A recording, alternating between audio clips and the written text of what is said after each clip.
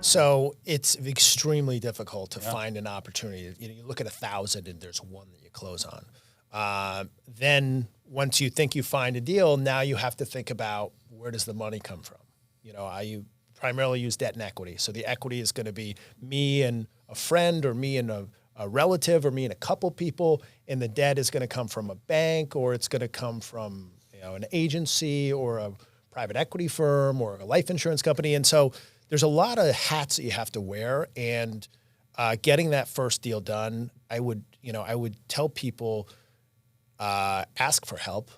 Ask for help. People who are residential broker. I mean, how many deals do attorneys, you guys see deals all day long. And by the way, residential and commercial, at least in the multifamily space, are not that different. Mm-hmm. So talk to your residential broker, or talk to an attorney that and ask for help. And I think that's the biggest thing, is have the humility to ask anybody for help. And don't think you know everything. Assume you know nothing. I still tell myself every day, you know nothing. And you have to be flexible with your assumptions, and ask for help. And it's just, and then you find the money, you get a lender, then you got to close. Something pops up during due diligence, you got to figure that out. And so it's not an easy thing to do. I know we talk about, you close a deal, now you're out, got momentum. To get to the point where you close a deal is very, very difficult. And for me, I raise money on a deal by deal basis. And so I don't have a pre-raised fund. A lot of people do, right? That's usually the two ways you do it. You have a pre-raised fund, or you raise money on a deal-by-deal basis if you're raising money. If you're raising money on a deal-by-deal basis and you're going under contract on something, you need to be pretty confident that, one, you have the time to talk to people, that you have a group of people that are interested, and that you can get to a certain level pretty quickly. So that's where you have a list. That's where the sending out someone a 2 or 3 pager, hey, this is my strategy. Just, getting that relationship warm. In advance of the deal, yeah. Then when the deal comes, you say, hey, remember I told you about my strategy and the potential returns? Here it is. Here's an investment memorandum. Here are all the comps. Here's my plan. Here's who's going to be helping. And this is how we're going to execute it. And now that person is, unless something's changed, is probably, oh, great. This is exactly what you said you were going to send me. Let's do this. For me, using that method of partnerships, JVs, joint ventures, like kind of what you're talking about your first deal was, or a true syndication where you might have 8, 10, 20 investors, depending on the size of the deal. The only problem I have with that from a personal perspective, not that the strategy is bad, it obviously works for a lot of people, but for me, is going out to sell myself before I have an actual deal makes me feel like an emperor with no clothes. Mm-hmm. Like I'm just selling myself, and it's I don't. Was that a challenge for you in the beginning when you were first doing that? You're reaching out to your list of contacts, and you have your 1 or 2 page sheet of types of investments you're looking for. Was that first call or two that you had? Was it hard, and did it get easier and easier as you made more calls? How did that look for you? It definitely is hard. It's the chicken and the egg, right? You need experience to raise money, and in order to raise money, you have to have experience. And hey, I've never done this before. So you kind of have to say, what did you do in the past that might help you do this in the future? Or let me explain to you who I've talked to and how I understand this and how it's going to work. And be honest. Hey, I actually don't know what's going to happen if someone doesn't pay rent and we have to do an eviction. We have a great attorney who we can work with on that. So, I think initially people, they don't invest as much in the deal, they invest in you. So they say, hey, I trust Larry. He's a great guy. I've known him for a long time. He's honest, and he's going to do what's right for me and my money. And let's think about what it was like in 2020, 21, 22. Interest rates were 0, right? So if you had money, putting it in the bank did nothing. You were losing money to inflation. Your money got less and less powerful.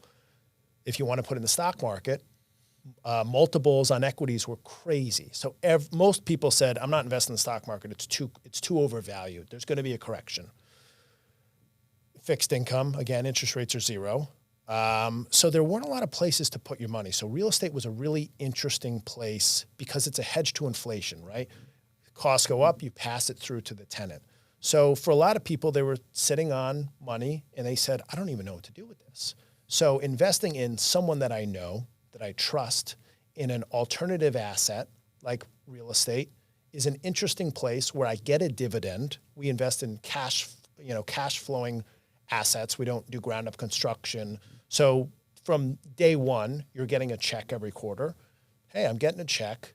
There are tax advantages. Obviously, you guys know that. Of course. Of owning real estate, doing cost segregation analysis. So if you look at the tax adjusted returns, you might only be getting a, in the first year, 3 or 4%, yield. But if you adjust it for taxes and you're actually showing a paper loss, divide by 40% or whatever tax bracket you're going to use, and maybe it's a 7 or 8. And now you compare a 7 or 8 to something else, and you might say, this is actually really interesting.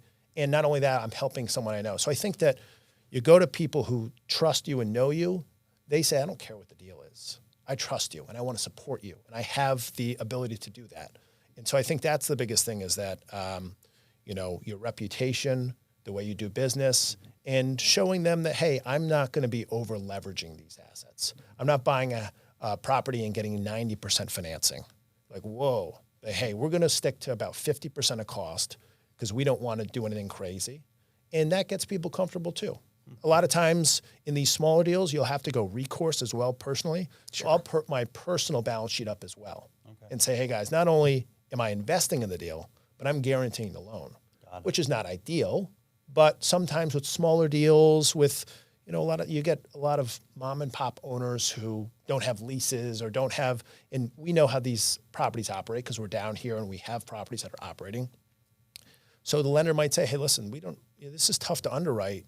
All month-to-month leases, tough trailing 12-month financials that are tough to understand. So we need a little bit of recourse here. And in times I've done that to not only show the bank that I'm in the deal, but to show my partners, hey, I'm not only putting my money in, I'm actually putting my balance sheet up for this deal. And so I think that gives that added layer of trust. Right, yeah. Right. So besides your experience, your money's in the deal, and then also your credit and your name is on the line. Not that you have to do that, but in smaller deals, a lot of times you do. In most cases, they're making you do that, right? Right. Yeah. So it's less. The people care less about the deal. Like you said, emperor with no clothes.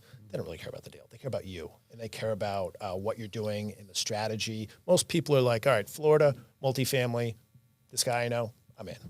That's for me, just to give a little more background on why I said about the emperor with no clothes. It's not that I feel that I have no clothes, because I put together a portfolio of 37 units. My wife and I, just us, have no partners, which is decent for, it's great. Yeah, it's okay. It's just to get to that next level of leveraging not only our money, my wife and I, but also other people's money to 1 + 1 = 3. Mm-hmm. Creating that added value, creating joint venture partnerships or syndicating deals.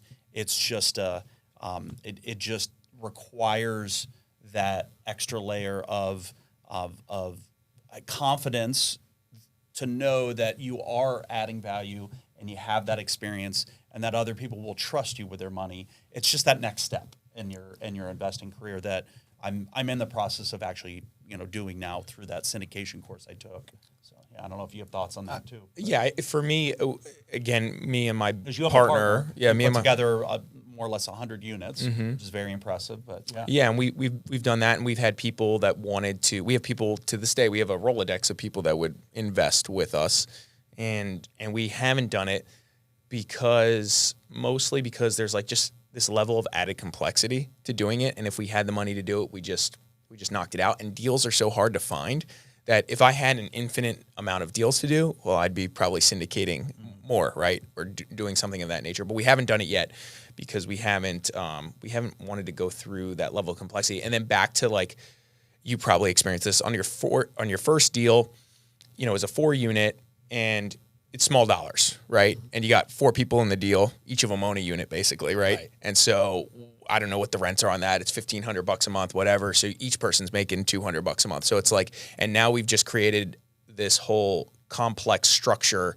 I got the accountant doing the bookkeeping. People want to be paid out in the next days. And for a 4-unit, it's good for the first deal, right? Totally, not knocking it at all. But like that's like what we wanted to avoid on like the duplex that we pick up. And we picked up quite a few like single family home to like quadplex level stuff. And it's just been not perfect for syndication. So the complexity isn't perfect. Yeah. Yeah. If you can do it yourself, great. You know, I there are pros and cons to both. Sure. I think the limiting factor is the lack thereof opportunity. From my perspective, more so than anything, because I haven't run out of money yet. Right. It's not like I'm turning deals down because I don't have money.